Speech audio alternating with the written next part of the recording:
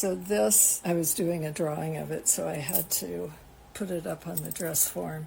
And this is a piece that's in process, and I was trying to decide how I was going to put the buttons on it. So, and I'm not very good at joining things in the round, so I often knit a couple of rows before I do that. But let me turn her. She doesn't have a name, and I actually didn't name Dolly. Somebody else did. So, yeah, that's not something I do. It's a good thing I never had children. They wouldn't have had names. But look at this. I did short rows, and so, of course, your front neck is lower, so this is a little longer, and then it has this lovely curve up, and it curves down around to the back, and you can see where there were short rows, so something's going to cover that. This is an underlayer, but it has just this beautiful swoop that I love. And then I have my size 4 child dress form who's wearing a couple of things again. So this sweater is what is called a toile.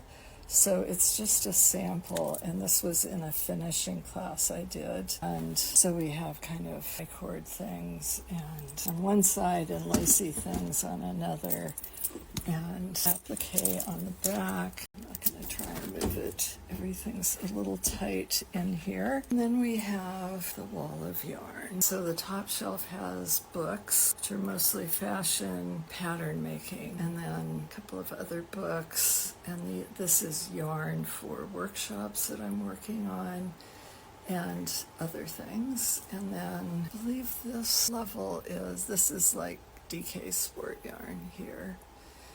There's a copy of the book that I wrote, and I'm trying to decide whether I should resurrect that. And then these are